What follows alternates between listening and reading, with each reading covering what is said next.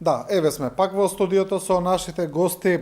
Господинот Зафиров зборуваш, ја начна темата за правосудните реформи, вели дека тука не се направило многу во поглед на минатата власт, доста се ветуваше. Тој советот за реформи никако да проработи, имаше оставки, именатиот состав го напушти, па го превзема премиерот Заев да го раководи, но се уште некако не гледаме некаков напредок. Мислите ли дека можеби владата во изминатиот период премногу се впушти во решавањето на проблемот со името во надворешната политика, некако правосудните реформи се заборавија, или можеби па тука има и некаква тенденција? Не гледам тука никаква тенденција. Може би прво че сепак тежишто беше решавањето на проблемот со името, во врска со тој проблем искаснува и други проблеми, и искаснуваат, така да тоа го одвлече вниманието на извршната власт од она што го вети. Иначе, направено е доста, донесена е стратегија за промена за реформи во правосудството. Знаете што, реформите не се прават преку еден ден. Викате година и пол за да се направат темелни реформи, да се постигне нешто, да се видат видливи резултати е краток период.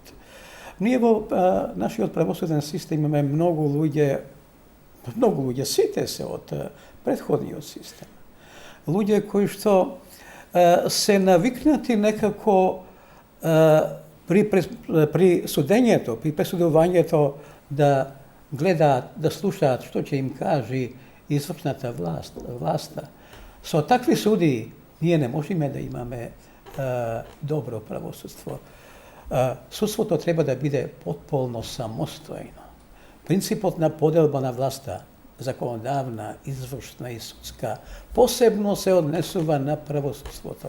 Без самостојно правосудство, без судии кои што ќе одлучуваат врз основа на своето слободно судиско уверување, кои што ќе го толкуваат законот врз основа на своето слободно судиско уверување, согласно со правилата на струката, кои што слободно ќе ценат фактичката состојба и врз основа на прецизно утврдена фактичка состојба, применувајќи го словото на законот, ќе донесуваат пресуди.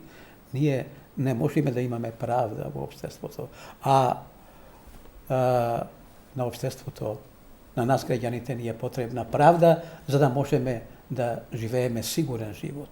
Јас ќе бидам сигурен, ќе бидам слободен, ако знам дека сум правно заштитен од правосудството, од правосудните органи.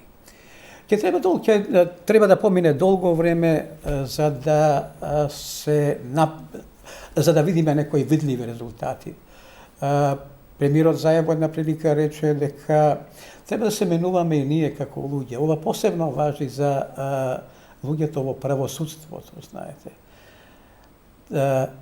Тоа треба да бидат одважни, храбри судии кои што не ќе се плашат од извршната власт, не ќе се плашат од некои авторитети надвор од правосудството. И храбро, одважно, смело, врз основа на утврдената фактичка состојба со примена на законите, уставот, законите да ги донесуваат пресудите. Такви суди, со такво судство, со такво правосудство, ние ќе се чувствуваме слободни, ќе живееме квалитетен живот, чувствувајќи се дека сме заштитени, дека ако ни се случи неправда, таа неправда ќе ја отстраниме пред правосудните органи. Зафиров, ова што го кажа професорот, многу често го слушаме во јавноста, истите судии се останаа, значи само судат различно, нели? Оваа студија со представникот од Сдружение на судии беше многу интересно кога истапи и рече, еве, ние ќе свесни сме дека немало судство, дека Прибе бил фактички управо, значи Прибе бил управо дека се судело незаконско и дека еден куп фамилии се зацрнети на куп луѓе, имотите им се зеени, ама ние еве сега ќе вршиме реформи на судството. Они ќе биле перјаница на реформите во правосудството, чеки додека не се извините на македонскиот народ, макар преку тоа Сдружение на судии. Да, од нашите редови многу се грешеше, ние сме свесни, ќе бараме одговорност од тие што намерно грешеле или што биле инволвирани во криминал, сите останати што ќутеле. Значи јас сум голем противник на ќутењето во судството, меѓутоа стварно беа такви околности, луѓето се плашеа. Значи, а ќе се плашат стално додека извршната власт не ги ослободи. Значи, извршната власт е тука камшикот. Ако ги ослободи извршната власт, судиите ќе тие што се плашеле, значи е еден минус нивен голем, меѓутоа од тие може да се направи добри судии. И има меѓу нив добри судии. Тие што не се плашеа, се маргинализира, или се затвара, или се разрешува. Што кажа професорот дека се произлезени од минатиот систем, не е точно. Значи, преку 70, па и 80% од оние 96-та што се избрани, не се веќе судии. И највеќе се донесени во времето на ВМРО, за вие 11 години. Значи, вие се точно режимски судии. Најслабите, јас ви гарантирам, дека најслабите адвокати, најслабите правници се ставија да бидат судии. Луѓето не знаат. Не само што слушаат, ами и не знаат. Управниот суд, формирањето на Вишиот управен суд, па тоа беше само за кадри од ВМРО и ДУИ да се сместат таму, за да бидат послушници и најнесен пат за одење до судски совет или до Врховен суд. Значи сега со нив ли ќе правиме реформи? Значи јас кажувам, има прекрасни луѓе. Јас сватив дека тоа мислам. Значи, има прекрасни луѓе како судеи. Значи, јас имам колеги со кои сум студирал, со кои сум куќен пријател. Значи, јас за нив имам најубаво мислење за одредени судии. Ама не можем да имам убаво мислење за Дијана Груевска судиката или за Лиле Стефановска обвинителката во СЈО или за Вилма Русковска. Сега да не ги именувам, утре јас како адвокат постапувам во предмети, мада ајде јас и нека им трпам штета, ма да не трпам, па се плашат вака. И воа е вистина. Да, они највеќе имаат мака од страф. Од кого и да иде? Значи, сега Вилма Русковска, Змий Скоко го водеше. Значи, првиот мега предмет во организиран криминал, кој денеска нема завршница. Змий Скоко, а Змийско 1, око 2, беа луѓето во притвор, не е почнат предметот. 11 години не е почнат предметот. И со луѓе што продуцираат такви предмети, сега ни се перјаници. Јас за тоа викам дека лош печаток остаа кај народот. Кај сите, пази, ние не сме жртви 10 души на режимот.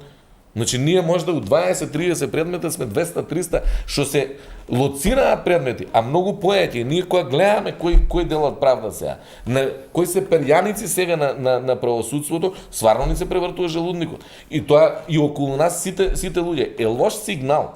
Лош сигнал, значи мора со персонални промени. Покрај законските промени, кои се уште, ја не се слагам дека е значнато реформата. Значи они зборуваат некоја стратегија имало, меѓутоа суштински не е начната реформата. Точно е професорот што кажува, ако нешто 11 години уништуваш, да вратиш правобитна состојба 20 ти треба. Значи на начин кој што е. Сега ние треба да градиме кадар од студентски денови. Да бидат независни, у мозокот да бидат независни. Значи, меѓутоа со персоналните промени, токму тоа ми беше мене поентата. Ние такви луѓе во адвокатура ли се, во правобранителство ли се, било каде има, значи адвокатурата не е на исто ниво, ама е многу побројна. Значи 10% да има квалитет у адвокатурата ќе ги покрие места во правосудството. Ама тие луѓе треба да ги молиме да дојдат. Да. Јас само ако може да додадам дека овој феномен не беше само во судската власт, овој феномен беше секаде. Значи беа аванцирани, беа фаворизирани кадри кои не се достојни за функциите во кои што беа поставени и мислам тоа е начин на кој режимите градат послушен систем, стават луѓе кои не се достојни за својата задача и тогаш тие стануваат полтрони и спроведуваат секоја наредба која им доаѓа од горе. Мислам тоа не беше само во судската власт. Знаеме дека и во новинарството исто така се фаворизира новинари новинари послушници. Во сите сфери тоа беше како феномен. Што прави сегашната власт, новата влада? Мислам дека се уште се кршат копјата. Дали да се продолжи со послушници, бидејќи тоа е за секоја власт, тоа е и година секоја власт да има послушници во секоја сфера. Или пак да вртат нова страна и на вистина да почнат со реформи. Како и да е, мислам дека треба да брзат малце, бидејќи и на јавноста и се губи трпението. Не можат уште долго да одат на ова дека проблемот со името, овој договор, оној договор, амнестија. Мислам дека јавноста веќе почнува да бара одговорност. резултати, да. Да, и треба да се има осет за расположението на јавност. Да, господа, ни истече времето, ни остана уште начнати теми, но тоа е во следна прилика. Ви благодарам на сите за учеството во оваа емисија. А вие, почитувани гледачи, гледавте уште една анализа на Телевизија 24. Останете со нашата програма.